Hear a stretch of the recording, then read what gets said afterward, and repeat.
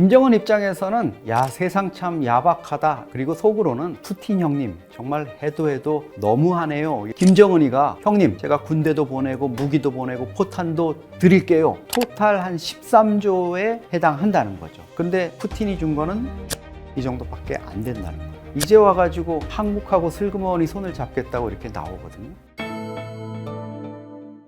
북한 전문 저널리스트로서 그리고 연구자로서 지난 한 34년 동안 활동해 왔습니다. 앞으로 여러분과 새로운 정보, 정확한 분석으로 만나보도록 하겠습니다. 제 이름을 걸고 하는 채널이니만큼 더욱 성심성의껏 임하도록 하겠습니다.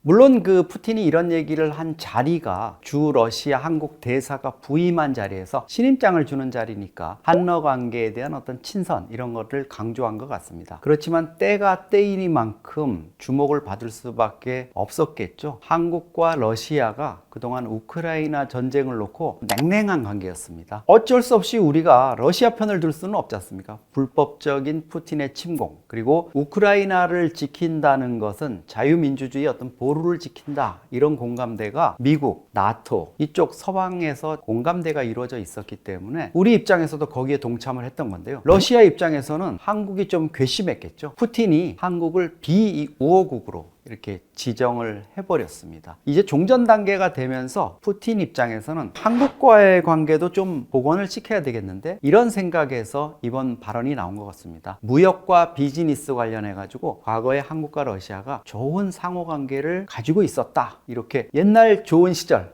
옛날이야 하고 우리한테 뭔가 사인을 보낸 건데요. 푸틴이 사실 이게 처음이 아닙니다. 우크라이나 전쟁 이제 4년이 되고 있는데요. 개전 초기였던 2022년 4월에 벌써 이런 얘기를 했어요. 한국이 우리한테 반기를 드는 살상 무기라든가 이런 것들을 우크라이나에 직접 제공하지 않는 이런 점에 대해서는 높이 평가한다. 한러 관계의 어떤 복원, 회복 준비를 좀 해나가자, 이런 식으로 우호 멘트를 한 두세 번 했거든요. 이랬기 때문에 미국의 중재로 우크라이나 또 러시아가 우여곡절은 있지만 종전을 위한 수순에 접어든 이런 상황에서 한국에 대한 이런 유화 메시지, 의미하는 바가 크다고 볼 수 있겠습니다. 김정은 입장에서는 야, 세상 참 야박하다, 이런 생각을 할 겁니다. 그리고 속으로는 푸틴 형님 정말 해도 너무하네요, 이런 생각을 할 거예요. 사실 푸틴 입장에서는 러시아 영토였던 쿠르스크를 우크라이나군한테 뺏겼어요. 2차 대전 이후에 러시아가 본토를 외부 세력에 의해서 뺏긴 게 이게 처음이었습니다. 야, 이거 망신당하겠구나 하고 있는 차에 김정은이가 형님 제가 군대도 보내고 무기도 보내고 포탄도 드릴게요 하고 직접 14,000명의 병력을 쿠르스크에 투입해서 2,000명이 죽고 모두 6,000명이 전사상을 입는 이런 어마어마한 희생을 북한군이 치르면서 그걸 결국 탈환해가지고 푸틴한테 돌려줬거든요. 그러면 푸틴이 사실 김정은을 해주고 싶은 거 다 해줘도 북한과 러시아 간을 오가는 열차를 통해가지고 뭐 식량이고 원유고 생필품이고 막 바리바리 싸보내도 될까 말까 한데, 푸틴이 별로 그런 쪽으로는 움직이지 않다가 이제 와가지고 한국하고 슬그머니 손을 잡겠다고 이렇게 나오거든요. 이게 이제 뭐 냉혹한 현실이죠. 우크라이나도 마찬가지지만 러시아 입장에서는 종전이 문제가 아닙니다. 전쟁이 끝난 이후에 러시아에 그 피해를 입은 거를 복구하는 게 우선인데, 이게 그냥 뭐 집 몇 채 뭐 부서지고 이래서 복구하는 게 아니거든요. 철도, 도로, 항만 뭐 여러 가지 인프라가 다 무너졌지 않습니까? 이거를 복구하는 거는 한국처럼 국제적으로 전후복구에 대한 경험이 있고 이런 데다가 원래 해줘야죠. 김정은 입장에서는 원래 전후복구라는 게 그 전쟁에 얼마나 기여하고 지원했느냐에 따라서 전후복구를 좀 주고 그거에 대한 어떤 당근을 좀 얻을 수 있는, 이런 게 국제적인 논리로 보면 푸틴 형님이 우리한테 줘야 되는데 왜 저걸 한국한테 주냐, 이렇게 생각할 수도 있지만, 북한 김정은이 할 수 있는 거는 건설 인력, 그것도 노무자들, 공병부대 이렇게 보내가지고 인건비 따먹는 것밖에 할 수 없어요. 북한이 무슨 해외 인프라를 구축하고 이런 거를 어떻게 합니까? 김정은 입장에서는 냉혹한 국제 현실도 느끼겠지만, 북한이 처한 국제적인 위상, 자기들이 가지고 있는 어떤 건설이나 인프라에 대한 역량, 이런 것들을 절감하는 계기가 될 것 같습니다.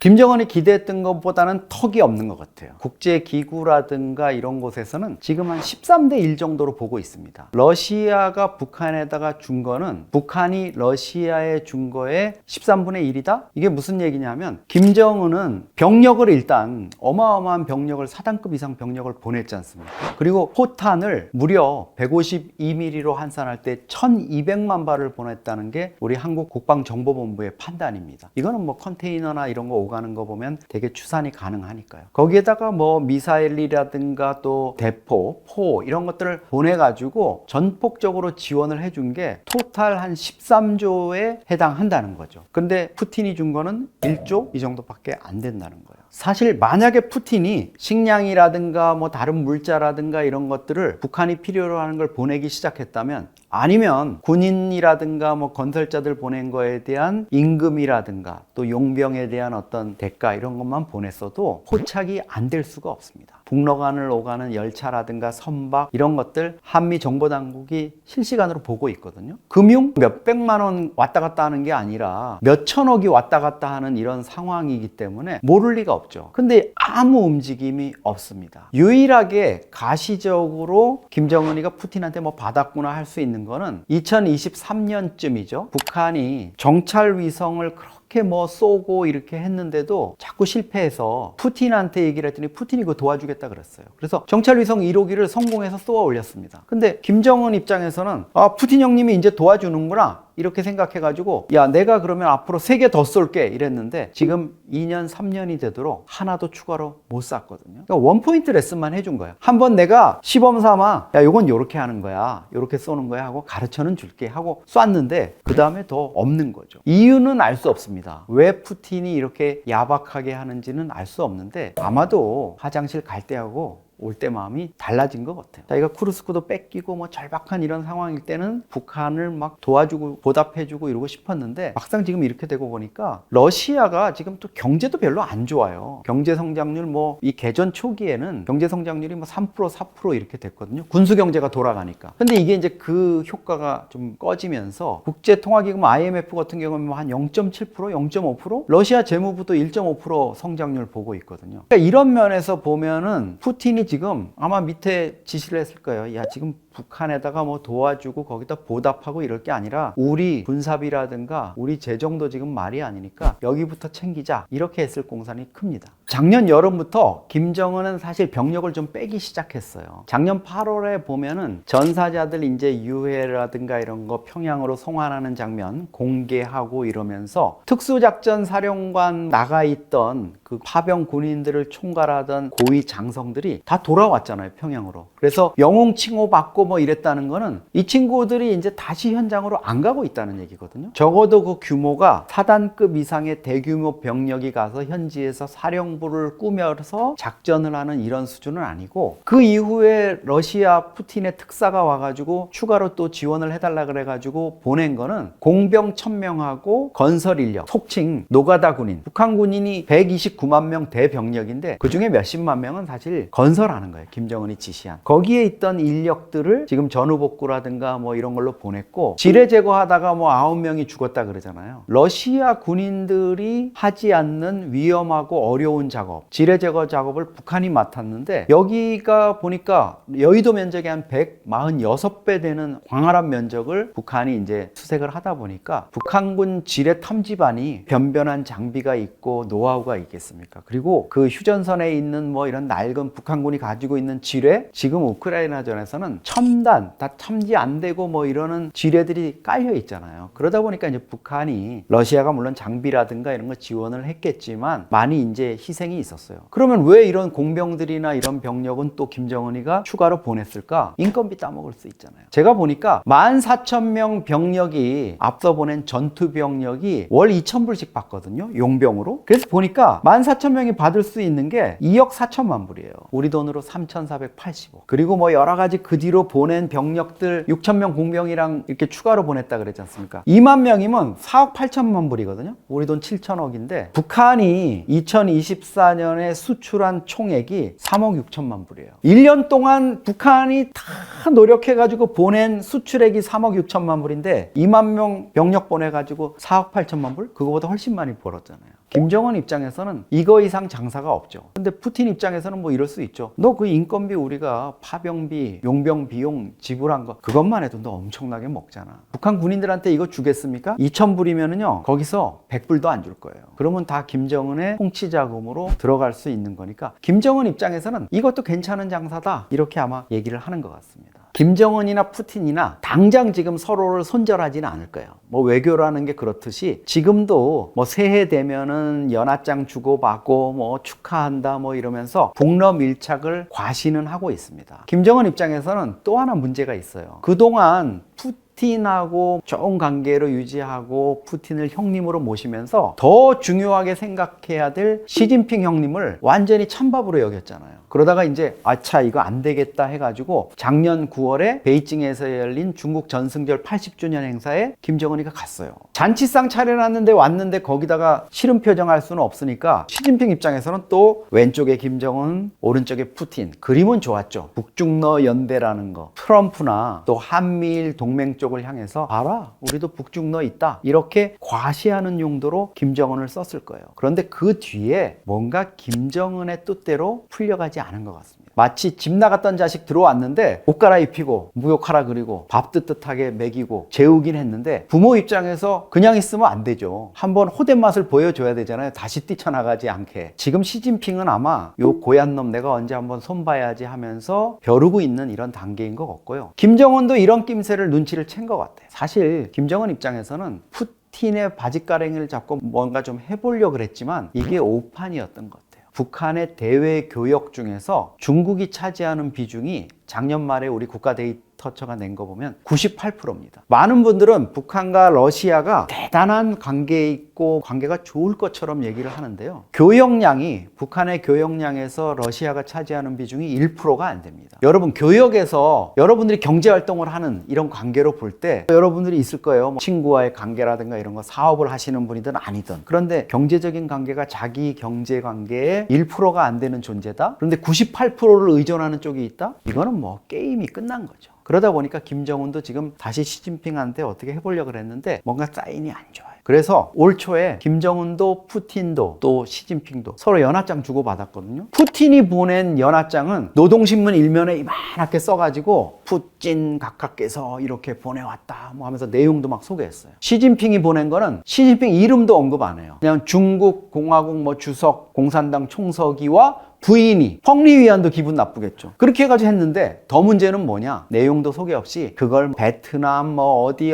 뭐 저기 아프리카 국가랑 같이 섞어가지고 소개를 했어요. 시진핑이 이거 보고 못 받았을까요? 야, 이 자식이 아직도 정신 못 차렸구나 이렇게 하고 있을 텐데 김정은 입장에서는 자칫하면은 시진핑하고의 관계 복원은 어려운 상황이 되고 푸틴하고의 관계는 그냥 말뿐인 친선관계 이런 걸로 끝날 가능성이 높을 것 같습니다. 김정은 입장에서는 이 두 명의 포로를 어떻게 해서든지 송환받고 싶어 할 거예요. 왜냐하면 자폭하라 그랬는데 자폭도 안 했어요. 특히 치명적일 수밖에 없는 건 두 명 다 한국에 오겠다고 밝혔잖아요. 왜 모두들 자폭할 수밖에 없었는지 이런 구체적인 실상을 한국에 고발을 하게 될 겁니다. 정말 배신도 이런 배신이 없는 거죠.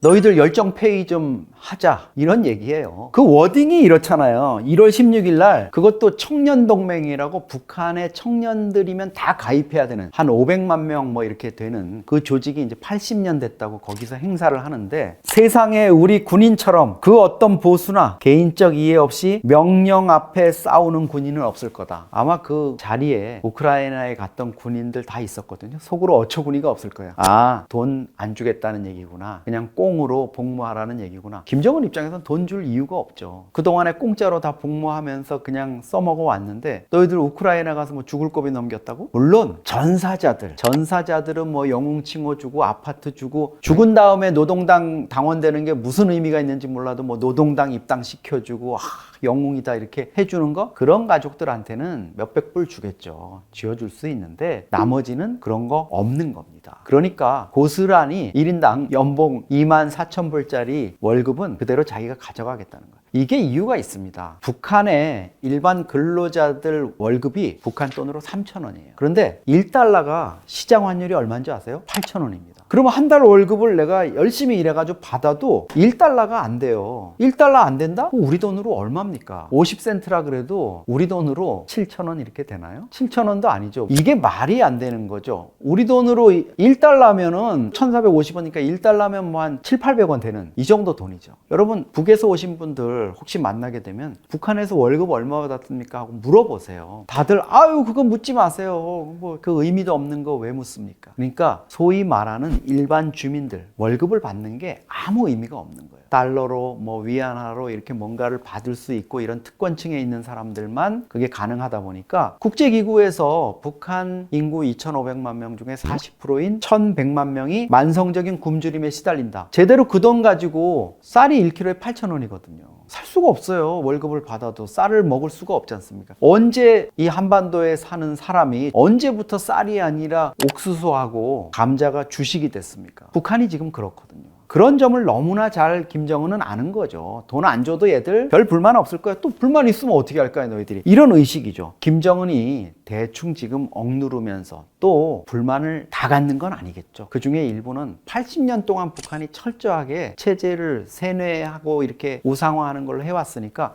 나는 뭐 조국과 인민을 위해서 싸웠으니까 이렇게 생각하는 사람도 있겠죠. 그렇지만 사람 생각이 다 똑같은 거 아닙니까? 여기까지 끌고 가가지고 그렇게 해놓고 돈 한 푼 안 준다? 러시아로부터는 받았을 텐데 이러면 불만이 생기는 거고, 특히 생떼 같은 자식들 보내가지고 전사자가 돼서 돌아오고 아니면 부상 입어가지고 팔다리를 젊은 청년 시기에 쓰지 못하게 됐거나 이런 친구들, 그 가족들 얼마나 복장이 터지겠습니까? 이게 북한 체제의 장기적으로는 불만 요소, 반 김정은 불만 이런 것들이 확산될 수 있는 불씨가 될 수 있을 겁니다. 지금 129만 명의 북한군 병력이 있거든요. 우리가 한때는 뭐 60만 대군 이렇게 얘기했는데 지금 49만 명 정도 됩니다. 뭐 정예화되고 이랬다 그러지만 그게 절대 병력이 좀 부족한 거죠. 우리가 그래서 뭐 과학화 장비라든가 이런 걸로 지금 메우고 있는데, 북한은 129만 명의 병력 중에서 상당수 이제 특수작전군이라 그래가지고 자기네들이 뭐 폭풍군단이라 부르는 11군단이 이렇게 약간 정예 부대가 있습니다. 이번에 간 부대의 상당수도 이 폭풍군단에서 뽑아서 보낸 친구들이에요. 우크라이나에서 포로로 잡힌 2명의 북한군도 자기들이 이제 이 군단 소속이라고 얘기를 하거든요. 김정은 입장에서는 2024년이죠. 2024년 여름에 이미 푸틴하고 짝짝꿍이 돼서 북한군을 대규모로 보내주겠다 이렇게 약속을 했어요. 그래서 어떤 작전에 대한 이런 협약이나 이런 걸 비밀 협약을 맺었고, 사실은 비밀리에 북한군을 보내기 위한 작업이 이루어졌죠. 러시아의 군함이 몰래 청진항, 원산항, 북한 동해안 쪽으로 들어와서 북한군 병력을 싣고 블라디보스톡 극동에 있는 러시아 캠프로 간 겁니다. 그런데 문제는 뭐냐면 가족들한테 해외에 파병이 돼서 간다는 거를 알리질 않았고요. 북한군 복무 10년입니다. 그런데 10년 복무하는 동안 집에 휴가 한번 못 갔다는 군인들이 많죠. 이 친구들이 심지어 당사자들한테도 전투를 위해서 간다는 얘기를 안 하고 러시아에 그냥 해외 훈련을 가는 것처럼 이렇게 거짓말로 속였어요. 그리고 가서 어떻게 했습니까? 가자마자 한 게 북한 군복을 벗겼잖아요. 그 영상으로 공개된 거에 보면. 그리고 러시아 군복을 입히고 러시아 군사 장비를 줘서 숙달하게 하고, 더 처군이 없는 거는 그 군인들한테 러시아 주민등록증을 만들어 준 거예요. 전장에 나서 죽어도 북한 군인은 러시아 이름의 병사로 죽게 돼 있는 거예요. 그렇게 만들어서 현지에 파견했고, 2024년 10월에 현지에 파견돼 가지고 훈련을 받고 12월에 열차를 타고 서부 전선에 있는 우크라이나에 투입이 된 겁니다. 그때 열차로 가면서 알았다 그러죠. 그리고 이 군인들은 철저히 북한군인 걸 숨기고 전투에 임했고요. 그러다 보니까 전사자, 무더기로 이렇게 생긴 참호나 이런 데를 러시아군, 북한군이 어떻게 했습니까? 화염방사기나 이런 걸로 다 거슬렸잖아요. 처음에 왜 영상 공개되면 시신들 막 얼굴을 특히 하고, 북한 군인들 14,000명이 투입돼가지고 2,000명이 죽는 그 전투에서 포로가 2명뿐인 거, 이거 생각하면은 전쟁이 얼마나 참혹했는지 알 수 있지 않습니까? 나머지가 왜 포로가 왜 2명뿐일까요? 북한이 자폭하라고 강요를 했기 때문에. 근데 슈류탄 한 발 가지고 자폭하라고 이렇게 했는데 다 어떤 명령이 내려졌나요? 슈류탄으로 자폭할 때는 얼굴에다 대고 터뜨려 죽어라. 왜? 누군지 알 수 없게. 동양인 모습이 드러나고 이러면 북한군이 투입됐다는 게 드러날까봐 영상으로 찍히고 이럴까봐 그런 식으로 정말 잔혹하게 은폐를 했는데 북한이 작년에 쿠르스크를 이제 탈환을 하니까 그제서야 자기네들이 우크라이나 전투에 투입해서 러시아를 지원하기 위해서 쿠르스크에서 용감히 싸웠다. 이렇게 커밍아웃을 하게 됩니다. 일단 김정은 입장에서는 이 2명의 포로를 어떻게 해서든지 송환받고 싶어 할 거예요. 왜냐하면 우크라이나전에 북한이 가서 뭐 싸우고 여러 가지 했지만 옥에 튑니다. 북한 입장에서 보면 이 2명만 없었으면 아무 문제 없었을 텐데 근데 만약에 이 2명이 한국에 오게 된다. 우리 한국에서 지금 당연히 한국에 와야 된다고 해서 송환 작업을 하고 있습니다. 그러면 이 2명의 병사가 북한 군인들이 어떻게 속아서 우크라이나전에 갔고 거기서 어떤 참상이 있었고 북한 체제, 군부대 내에서 어떤 인권 탄압과 어떤 잔혹한 세뇌가 벌어지고 있는지 왜 모두들 자폭할 수밖에 없었는지 이런 구체적인 실상을 낱낱이 이제 국제사회에 한국에 고발을 하게 될 겁니다. 어떻게든지 막으려고 할 거예요. 이 2명의 병사의 존재가 그래서 이제 중요합니다. 이 병사들이 북한에 있는 가족들을 걱정할 수밖에 없겠죠. 자기들의 영상이나 이미지가 이미 한국 언론에 공개가 됐고 구체적으로 어떠한 상황, 특히 치명적일 수밖에 없는 건 2명 다 결국은 한국에 오겠다고 밝혔잖아요. 이게 북한 당국에서 보면 정말 배신도 이런 배신이 없는 거죠. 자폭하라 그랬는데 자폭도 안 했어요. 물론 이유가 있죠. 이 2명은 끝까지 자폭을 하려 했는데 한 친구는 다리에 이제 총탄을 맞고 자폭을 하려다 보니까 슈류탄이 없는 거예요. 그래서 자폭을 하지 못했고 한 친구 말을 좀 어눌하게 하는 친구는 총알이 이 팔 관절을 관통해서 뚫고 이 턱을 관통해가지고 정말 의식이 없는 상태에서 잡혔는데 그나마 이 친구도 자폭을 하겠다며 무기가 없고 슈류탄도 없는데 제가 알고 있기로는 아마 한 걸로 알고 있어요. 뭐 벽에 머리를 부딪히고 해서 상당히 심각한 상황이었는데 어쨌든 죽지 않고 또 한국의 발전상이나 이런 것들을 이제 포로 수용소에 있으면서 우리 쪽에서 제공한 여러 가지 프로그램이라든가 이런 걸 봤다는 거예요. 그래서 이제 2사람이 주하유 의사에 의해서 한국에 가겠다고 결정을 했으니까 당연히 이 친구들 입장에서는 북한에 있는 부모가 어떤 식으로든지 피해를 입었을 거다 이런 식으로 이제 걱정을 할 수밖에 없는 거죠. 실제로 북한이 아마 이 병사들이 한국에 와서 뭐 기자회견을 하거나 뭐 북한에 이런 걸 알리는 이런 단계가 되면 북한에 있는 가족들 또 부대 담당 지휘관들 이런 사람들에 대한 숙청 작업을 대대적으로 진행할 겁니다. 북한 주민들 입장에서 특히 엘리트들 입장에서는 충격이 어마어마할 겁니다. 또 군부의 핵심 간부들이나 이런 사람들도 아 이게 이렇게 돼버렸구나 하는 거를 느낄 거예요. 북한은 지금 내부적으로 김정은이가 주도해가지고 대대적인 우크라이나 파병 병사들에 대한 영웅 만들기 이런 거를 시도하고 있습니다. 훈장을 주고 집을 주고 또 행사에 초청해가지고 진짜 수령을 위해서 결사옹이 자폭 정신을 발휘했다. 우리 입장에서는 상상을 못할 일이지만 고립되고 포로가 될 위치에 놓이니까 소대장을 비롯한 12명이 자폭을 했다. 이거를 북한 TV에 버젓이 방송을 하고 영웅으로 이렇게 치켜 세우는 이런 말도 안 되는 일을 벌이고 있어요. 정말 뭐 이거는 광란의 집단이 돼버린 거죠. 오로지 김정은 한 사람만을 위한 이런 체제가 돼버린 건데 김정은 입장에서 이런 부분들이 반 김정은 또 반북 체제 이런 걸로 번질까봐 노심초사를 할 거고요. 특히 이제 북한의 젊은 세대들 여기에 동요가 클 겁니다. 아, 저 친구들이 한국에 가서 자유민주주의를 누리면서 저렇게 얘기를 하고 있구나. 우리가 이불 덮고 몰래 봤던 한류 드라마, 영화 이런 것들이 실제로 한국에서 저렇게 현실화되고 있구나 하는 거를 느끼면서 아마 엄청난 충격을 받을 겁니다.